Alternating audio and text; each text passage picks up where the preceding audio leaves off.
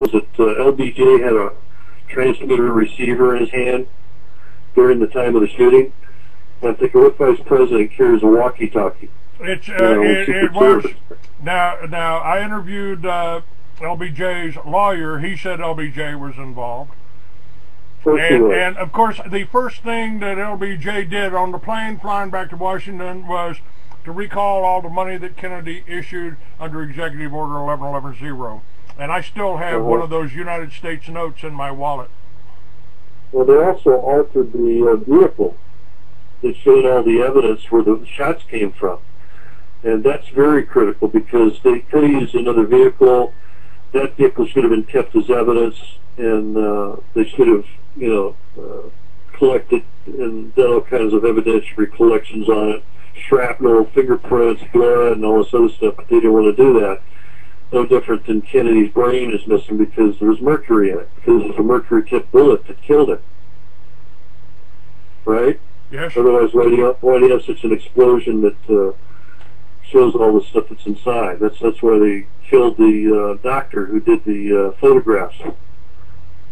Now, in fact, just recently there was a Dan Marvin who just died recently in the last 3 months. He was the one that was one of the guys that was recruited by the CIA to kill off one of the witnesses. Just a side issue, anyway. Okay, let's go back to U.S. Customs. Sure. we've certain now the generals have said there's a war on the border. We've got drugs and guns going back and forth. There's been more Mexicans killed by these guns and by these drug gangs down there.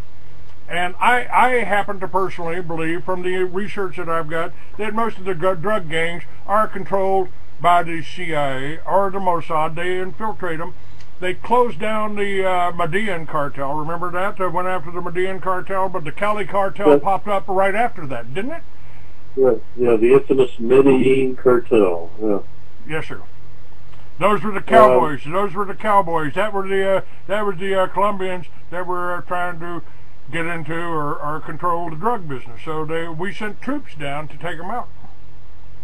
Well, if you're familiar with Kiki Camarena, when he was captured and tortured and then killed, he supposedly stumbled across a CIA operation down in Guadalajara. And correct me if I'm wrong, somebody else out there, I mean, I could be misstating the facts, but from what I learned and heard from other sources, they alleged that Felix Rodriguez himself was somehow involved with these people and training them. But I'm not sure if that was a personal vendetta or not. His name keeps popping up because Felix Rodriguez has been CIA connected for years. He is a Cuban-born, naturalized citizen, I believe. I've read his book, Shadow Warrior. He's got pictures of him with George Bush Sr., and he even gave up his citizenship to become a Bolivian temporarily while they went after Che Guevara. So he's got quite a history, and he's still out there. I mean, he still lives in Miami. But this guy's name keeps coming up, and the CIA has used him many, many times. So if you follow certain people, I guess is what I'm saying, that you'll see the direction they're going and seeing what's happening. Like Richard Armitage with the heroin coming in from Cambodia? Right. Richard Armitage and all these other names. I mean, they go way back to the Vietnam War. Yep. I got accused one time of searching a cadaver one time that was coming in from Mexico. And the supervisor was trying to tell me, "Oh, John, nobody hides drugs in bodies anymore." And I said, "BS." Did an X-ray machine. Well, that's the CIA. The CIA did that during Vietnam. They don't do that anymore. And I said, "What a bunch of BS." Here's a customs supervisor telling me, with my background and training, that they don't do that anymore. Come on, they'll do it. They'll cut children up, Clay. And I've done this in a lecture where I've explained this. I've actually had a case at the border where they actually supposedly kidnapped some children, they cut them up, and they put drugs inside them, sewed them back up, put their clothes back on properly, and drove them through, or attempted to drive them through, under the guise of, oh, they're just asleep, type of thing. But they looked a little pale, and thank God the inspector pulled them inside because they caught these people. But they covered that up. They don't want you to know about it. See, that's the kind of thing that gets how treacherous these Colombians are. This is kind of perfect to segue into the conversation I want to bring you into. I just did an article out, and I tell a story about the first novel that I wrote. It was about it was a science fiction novel about a future in the United States when all laws against victimless crimes have been abolished. And I walked out of a Texas prison with that novel, where I had been sentenced to 7 years for possession of marijuana. Next state over, it was a misdemeanor. In Texas, it was a life sentence. Now today we've got 40. God, yeah. We got 40 million. Oh, yeah, well, Clay, I can get you a deal, Clay. You know, if you go before a jury, you could get life, but I can get you off at 7 years. My lawyer made the president of the Bar Association for that. Hey, can I ask how much it was? How much marijuana it was? I had about 3 pounds. And yet today, if you have less than an ounce, it's a misdemeanor unless you've got a medical marijuana card in California. Yeah, right. And if you go to the border and get stopped by a federal agent for some reason, they can still drop a federal charge on you, which is crazy. Because the doctors that issue the medical marijuana cards have a DEA license issued by DEA that gives them the authority to give you the prescription for marijuana. You know, up to an ounce or whatever it is per month or whatever it is. Well, as Ron Paul says, and I believe Governor Gary Johnson would agree with this, that we've got a drug problem in this country. It's big pharma. It's the pharmaceutical companies that are creating the problem here. We've got 1 million American addicts on Ativan or you know, some kind of pharmaceutical. More people die from pharmaceuticals than die from than die from all the cocaine and marijuana. I agree. And in fact, right now I'm going round and round about the statins, because statins are very dangerous for you, and they would rather put everybody on statins, claiming it's for cholesterol, and they would put you on blood pressure pills and blood thinners. You know, it's actually fairly simple, John. If you keep your blood level a little bit more alkaline, you know, you don't get sick. You don't get sick. And they put statins. They put these people on statins. I started giving them some baking soda, and they came off of them immediately. They were feeling good. But I think 40 years ago I really had an answer. Abolish all the laws against victimless crimes, and my God, if somebody wants to grow a marijuana plant in their front yard and go pull a bud off and smoke it while they walk their dog, I think they ought to be able to do that without being hassled by any type of agency, because I think any time a police officer can walk up and say, "What do you got in your pocket there, son?" That's a police state. Now, what if... It's gotten worse. It's gotten worse than that, too. Now, they're teaching police to pull traffic stops, and I've been the victim of a couple of traffic stops myself, and I beat them, you know, thank God, because I was right. But they'll set you up to go beyond what they're going to do. You know, like they stopped you to say your windows are tinted illegally, which they weren't. Then you just say, "Give me a ticket. Send me on my way." "Well, I'd like to inspect your car." Is that no? You know, you don't want to inspect my car. You know, I refuse. You know, talk to my attorney. No, they're going beyond what they're supposed to be doing. They're fishing, and I was never taught that because it's illegal. What they're doing is wrong. But I agree with you. They should decriminalize marijuana. I was in a magazine called High Times Magazine, probably 15 to 20 years ago, trying to explain what the corruption issue was, and they've been around for years. But some people want to go beyond that, like what they do in Denmark. And I'm not sure what it is that's legal this week in Denmark, but they practically legalized all the drugs, didn't they? if you abolish all, if there's no corpus delicti, if there's no victim, there should be no crime, in my opinion. Now what's happening here? What's happening here is basically the same thing that they did to the Russians. Before they, while they were in the process of killing about 60 million white Russians under communism. They've aimed these laws by creating laws against a plant you can grow in your front yard. Oh, you can't have that, even if it's the most beneficial plant on earth.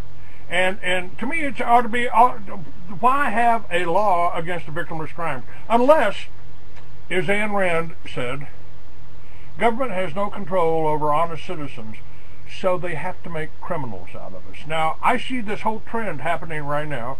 They've already made criminals out of people like you for blowing the whistle. They've tried to kill people like me for bringing people like you to them.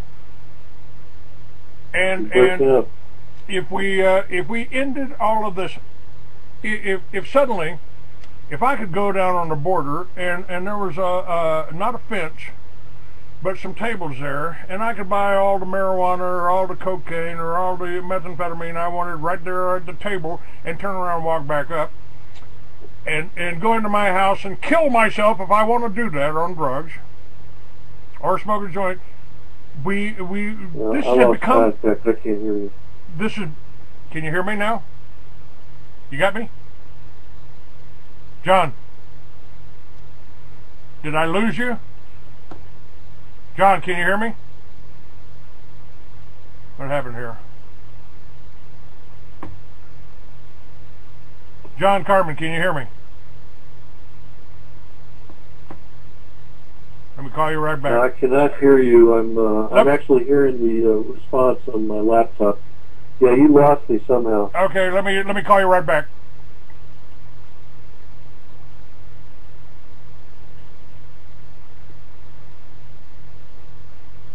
It is the rise and ring back tone while you're parting your seats.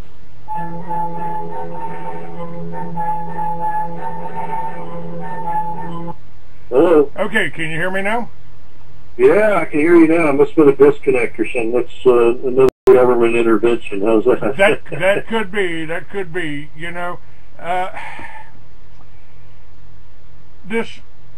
We are being hurt. I mean, we've got more. There are more Americans in prison right now than in all the communist countries and they had in the Soviet Union during the height of the revolution here. We've got millions of Americans that have gone to jail, and many of them for victimless crimes. While the government, if the government's running the drugs in here, selling them to you, and then busting you for it, I mean, aren't we living out of something out of Ayn Rand here?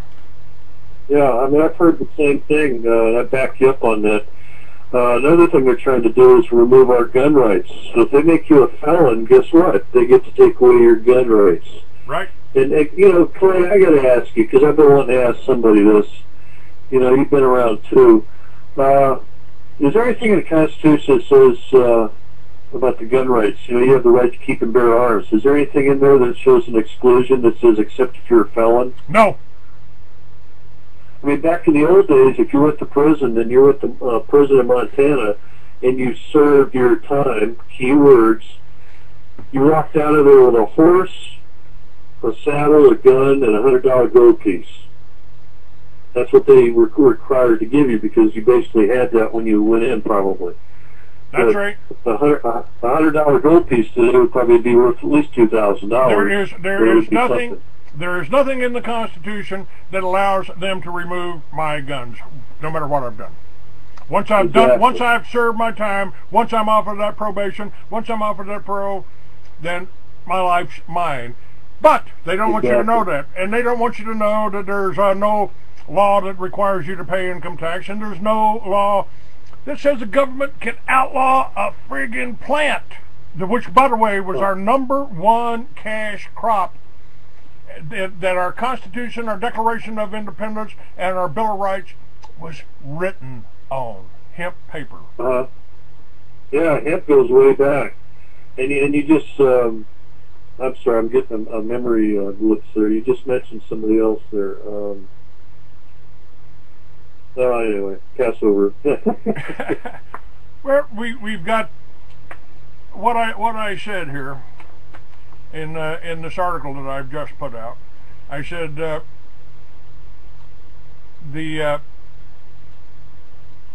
I'm called a radical or an extremist because I, like presidential candidates Ron Paul and Governor Gary Johnson, support the legalization or decriminalizing of marijuana.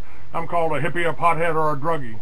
These men have been subscribers for a long time and are the only candidates running for president that care about the Constitution and your freedom. So what they do is try to demonize you, and they're trying to turn everybody, ordinary Americans who love our liberty, they're trying to turn them into terrorists right now. This is what the Homeland Security is doing. No, I agree. There's a lady friend of mine who got busted years ago, allegedly for possession of a small amount of marijuana, and I believe they tried to turn it into a felony because she was with a friend or somebody like that. So they'll use the word conspiracy to catch anybody and make up anything they want to. Like in my case where they actually tried to use an illegal alien. There was a convicted informant that used to work for our government, and he was trying to get a green card. So, yeah, they'll lie, cheat, and steal. They don't care. And I've had U.S. attorneys tell me that they're going to lie, cheat, and steal to protect the agency. To protect the agency. That's it. Exactly. So what happens when your government and your law enforcement, the people that are responsible for protecting us or enforcing our laws, what happens when they turn bad? I mean, who do we? Why haven't we put any of these bankers in jail or tried them for stealing trillions of dollars? Yeah, I mean, there's an example of Bernie Madoff, who's in prison right now for scamming people for millions, if not billions of dollars.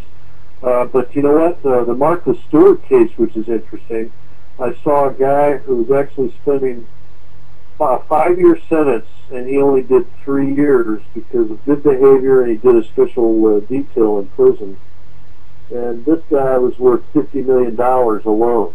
And he had guys visiting him routinely in suits, and when they drove him off after his final time was up, he got to go into a limousine. They handed him a cell phone, took him to the nearest airport, and took a private jet and flew the hell out of there. Of course, he was still on probation for a short time after that. But it's who you know. But it's exactly what it is. It's obvious right up front. Our government is controlling us to the worst nth degree. And you asked a question about what do law enforcement people do? They have to do what I did. They have to report it to Internal Affairs. And if that doesn't work, they go to the Office of Special Counsel, the OIG, or the Commissioner, if it was a federal agency. They keep going all the way up to the top, which is the Oval Office. And when they don't do anything about it, including your congressmen or your senators, then you go to the news media and you expose it, because the people have to do something about it. We're as my article, I think I tried to point out there, we're under psychological warfare. Is hanging still the punishment for treason? As far as I know, if it's time of war, which there's been many cases of that, during the time of war, treason is a hanging offense or a death penalty offense. Well, now, who has told us that didn't Congress just tell us that we're at war and the war is here in America now? In a way, in a fashion, yes.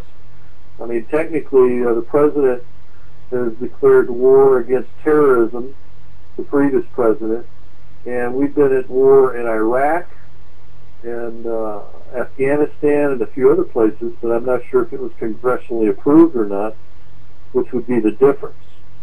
If Congress approved it and says, yeah, we're having a declaration of war like we did with Japan years ago, then that would be a serious offense if you committed treason. I filmed the first Homeland Security meeting that was conducted by Colonel John Brinkerhoff of FEMA. He was lecturing law enforcement in Albuquerque, New Mexico at Sandia Labs, and he talks about this is going to be a long war. It may be longer than the Cold War. And the enemy is weak. The enemy doesn't have tanks and planes and stuff like that, so the enemy is going to use unconventional means. And in case of a single outbreak of smallpox in a major metropolitan area, we'll need 400,000 well-armed, well-trained, organized, disciplined troops to control the American people. Oh, Colonel, are you talking about the National Guard? No, they'll be in Iraq or Afghanistan or someplace like that. No, we need a cheap source of well-armed, well-trained, organized, disciplined troops. What the hell was he talking about? Well, it sounds like what they were trying to do, and I've heard this said about Barry Soetoro's idea, like his own version of the brown shirts that Hitler had years ago. Yes. Was that they wanted to come up with an alternative group other than the typical Second Amendment stuff, which means every private citizen has a right to keep and bear arms, and then if something comes up, they just go to work.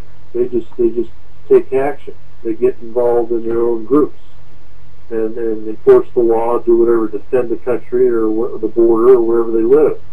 But these guys are talking something alternatively like a national police force, which is what they've always been against, because it turns into the brown shirt idea that Hitler had. And I even speak about the Enabling Act and the Patriot Act on my website.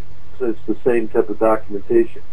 Barry Soetoro is a Muslim, and that's what you have to concentrate on, in my opinion, and be very fearful of the Muslim religion and their processes, because what they're going to do is take over. If you think about it, Barry Soetoro is almost the perfect New World Order leader. Maybe that's why they appointed him to the Security Council. First time anybody but a Russian general, I think, has been in that position. And regardless of who he was born or where he was born, man, he's a perfect New World Order leader. He's part Jewish, he's part Muslim, he's part black, he's part white. What a perfect New World Order leader, huh? Well, plus he was supported by the Saudis for something upwards of, what, $300 million? Yes. They could put anybody in there for that kind of money. That's right. They certainly got the way to buy that, but this again boils down to what I call a well laid out plan for one world government. And I've just put up on my website a link that in this health bill that Obama gave us, it requires all of us to be chipped by 2013. 2000 what? 13. Yeah. It's not going to happen. It's too short of a time for one thing, and if they're going to chip Americans, they better be chipping resident aliens, non-residents, illegals, visitors to the country. Who's going to chip them, you know? Well, it's not aimed at them, it's aimed at us. It's to control us. Aaron Russo did the same thing. I mean, he said the same thing after talking to Nicholas Rockefeller. No, I understand. I mean, and you know what, Clay? I have to go beyond a little bit and a little deeper than what we're kind of touching on, because a lot of people aren't even well read and they don't even understand what we're talking about. But it's like you mentioned earlier. You were joking about the chemtrail thing. I said, you know, a lot of people are decoyed by these minor little problems or issues, and that's all they are. They're just decoys. We have to look beyond the BS and get to the center of the problem, which is the leadership, where they're taking our country, they're taking away our rights, versus, oh my God, there's a black helicopter. Oh my God, there's chemtrails. That's a bunch of crock. They're just decoys. It's window dressing. They've done the same thing with the 9/11 controversy. People are going to argue whether it was destroyed by planes or fire or a microwave or this or that. You're going to argue over these. They're gone, and somebody profited. We got pulled into wars. Right. And I was watching a replay of that just yesterday, as a matter of fact, because I was looking at another website. And there's no way. I think they were talking about Tower 7. Building number 7. Tower 7. Building number 7. Yes. Building 7 or whatever. Like, wait a minute, you got two main towers. That's where the planes hit. And yet you've got another building that collapses on its own. Well, that's obvious that somebody did one of those demolition charges. And if they did them in that one, if they did it in that one, what are the odds that they had explosive planted in the other two? We're talking about the owner of the business. We're talking about the owner of the business that insured those, owned them for a few months and owned it for and insured it for billions of dollars. We're talking about an insurance. We're talking about an insurance job. However, they blew it up ain't necessary. Now, let me ask you this: you're retired now, and I want to do something. I started this whole thing, this magazine, this radio show, and the militia around the country. Right. You know, yeah, I did that. I started militias, folks, but I did it in Governor Gary Johnson's office, so it's not exactly what they tried to paint us to be. And I want to do something. And I would like people like you that's working, even though you may be wrong about the dual citizens that are pulling some of the strings in our banking and our governments right now, which I call communist. I mean, this is basically... Yeah, well, our government does not recognize dual citizenship, by the way. There are people that exercise it when they leave the country, but when you come back from, say, Canada, you can't claim Canadian-American. You got to do one or the other. Okay, that's good. You know, that's good, but... And that's the law. But there are people I used to enforce the immigration laws against because, well, this one lady, she's Venezuelan, but she's naturalized U.S. citizen. And she pulled out 2 passports. I said, ma'am, you can't use one and then use the other one. You got to choose which one you are today, because if you're going to say you're Venezuelan, I'm going to treat you as if you're Venezuelan, because there may be special restrictions, you know. Now, Southern Poverty Law just put out a story. I've got to get this linked on my website too. Southern Poverty Law Center says the so-called patriot movement is growing rapidly. Oddly, they think that is a bad thing. Now, Southern Poverty Law, like Homeland Security, is a foreign-controlled weapon aimed at the destruction of the American people. Communism may have lost its name, but the apparatus still remains in action. Subversion, sabotage, espionage, and propaganda. And that was a story that greeted me when I started to polish off my latest article. That sounds pretty good. By the way, you mentioned the IRS earlier, and I was thinking of a friend of mine named Joe Bannister. I know Joe. Joe Bannister is ex-IRS. He was in the IRS Criminal Investigations Division for at least about 10 years, I think. And his agency went after him after he left the agency because he kept asking them to prove that they legally were collecting taxes when in fact they aren't. Right. And they actually took him to court just before I disappeared in 2007, and he beat the case in the western region. I believe we're in Federal Region 9, Federal District Court, that is.